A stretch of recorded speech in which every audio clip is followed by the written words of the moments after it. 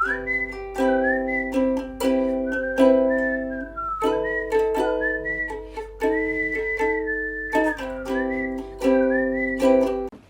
get this over and done with, okay? Let's just get it over and done with. I've been watching 𝙀𝙗𝙀𝙀 SVU.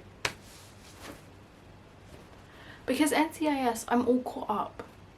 And there's like 1 episode per week.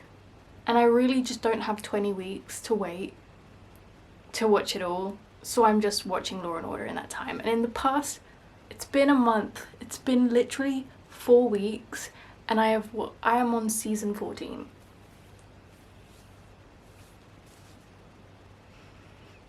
So that's where we are right now. And I'm not gonna do what I did with NCIS because 1, I can't, because what I do with NCIS is I break down the character stories, and 𝙀𝙀𝙀𝙀 SVU is not very character based. It's more like drama in crime.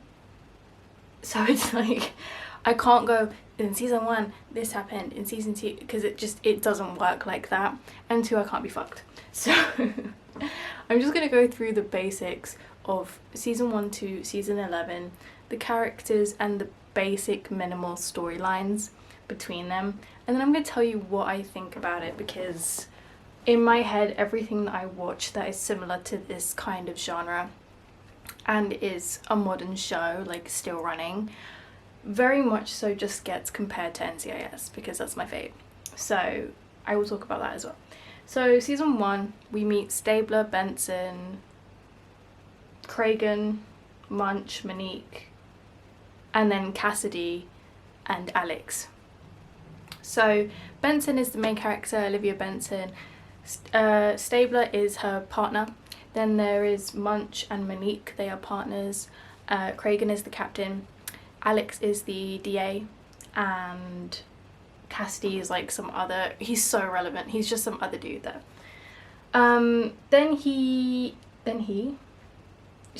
we learn about Benson's story. So she's basically, it still takes like the entire season for us to figure it out, but basically her mum was raped as a teenager and Olivia was the product of that. So that's like that's what carries the entire show basically, is that she's got this personal tie to the cases that she investigates, and yeah, that's that. Then going into season 2, Monique and Stavler go under review for comments they made. So Stavler said that he wanted to kill the rapists that come in. Same. But Monique basically says that she almost slept with a suspect. So Monique ends up getting, not fired, but essentially getting pushed to desk duty and gets replaced by Ice-T. My fave, Finn. What's his surname? Tutuola. Detective Tutuola. Detective officer. Same thing. He is just literally the best thing in this entire series. So, yeah. Cassidy, we don't really see much of anymore. He was literally just a character in season 1. And then he goes. I don't actually remember why, or where, or how, but that's how irrelevant he is. But Stavler ends up being absolutely fine. Then, essentially, for the next several seasons, so like 3 to 7, it's essentially just the same kind of layout as NCIS, where it's like each episode is a new case, and they have to sort out the cases, and the case gets sorted out in 1 episode, and so on and so forth. People get pregnant, die, there's drama, rich people, people getting sued, lying, blah, you know, it's literally just the whole dramatics. Then around the end of those seasons, so season 5, season 6, season 7, Stabler's daughter, he is married and has 4 kids at this point. His oldest daughter gets a DUI, but he pays for it to get pushed under the rug essentially, and then that behaviour on top of his just pure anger issues, he's literally the most insufferable character on the planet, ends up season 7 his wife filing for divorce, Miss Kathleen. Is it Kathleen or Kathy? I can't remember. I love that bitch. She's so fit and fine. He's also very Christian, and so it's like a thing of like, we don't get divorced, we don't do this, so it's like, you know. Then season 8 comes around, and season 8 is missing from Netflix, and I was wondering why, and then I watched it and it made sense. It's essentially the most dramatic, out of place filler season of a show in existence ever. I didn't understand why it existed, but it does.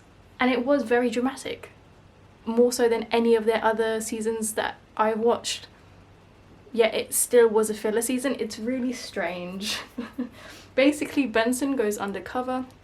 This is because the actual actress was pregnant, so she's not really in like the first quarter of it. She finds out she has a long lost brother. He gets accused of rape and murder. Turns out he's being set up. It's like this long, it's like the first prolonged story in Law & Order, which if you watch NCIS you'll know that happens every season. It's like a prolonged story either at the very beginning or the very end of each season in NCIS, so it's a bit more dramatic and has a bit more of a structure. Yeah, it's just weird.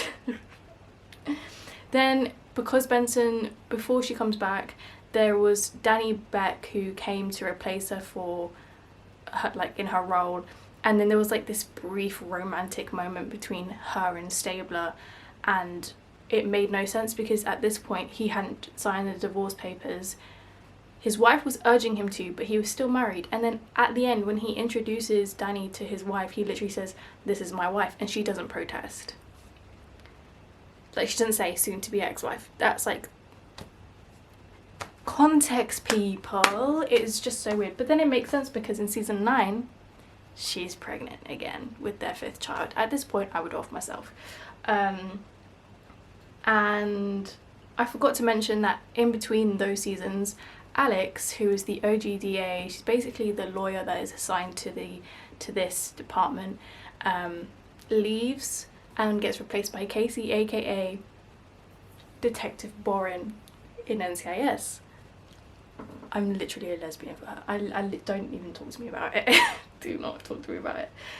But then by the time season 9 comes around, she gets fucked. She messes up and she has to go.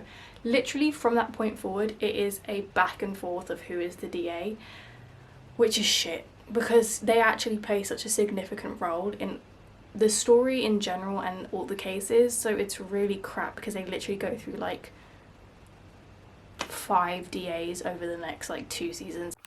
I'm gonna finish this here because my camera stopped working. But basically then after that is season, I'm gonna just go up to 10, 11, but basically Olivia gets framed and then she's fine, and then Alex comes back because the person, Greylek, who replaces Casey, sucked ass. Like literally in real life they did not get along, like the cast, and her character was just really fucking shit.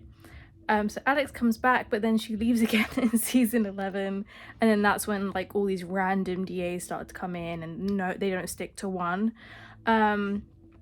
But yes, essentially what I believe is that if you have not been on Law and Order, you have not been in NCIS. Like literally everyone in Law and Order has been in NCIS. Yeah, because Law and Order came first.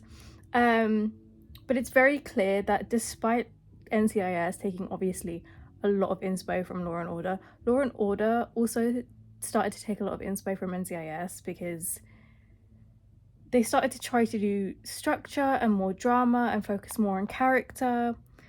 And I don't think it works. I just don't think it's that kind of show. It's too deep. There's no humor. There's like literally no humor. The funniest person is Ice-T, and it's like one-liners every 2 episodes. It's really like poor on humor, which isn't a bad thing. It's a drama, but I think they're trying to follow a structure that just doesn't work. Do I like it? Yes. Do I prefer NCIS? Of course. Don't even get me started about NCIS because I just watched the Ducky's funeral episode and Tony came back and I literally quite literally cried. Like when I heard his voice, I was like, I can't believe this. I can't believe this is happening. But yeah, another thing is like on Law and Order, not only do they recycle actors in like other shows on like the same network, but the actors for like important integral roles will play like characters beforehand, like one-off characters.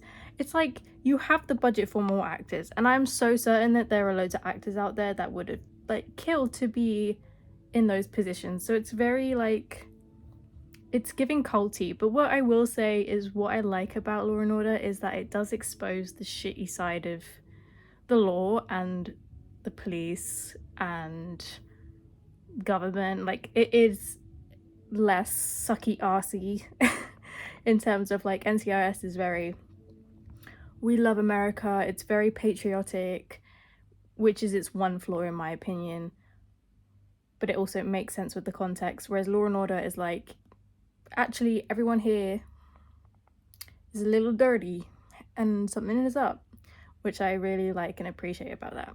So ultimately that's where I am right now. I mean, I am at season 14, but I will cover the second half of all the seasons in another video and then give my full report then of Law and Order SVU versus NCIS. And also I will start to watch CSI after this probably, and there is a bunch of other shows I want to watch, like the original Law and Order, because I love the actor in that. So this is my quick roundup, but I love you guys so much and I will see you in my next video. Bye.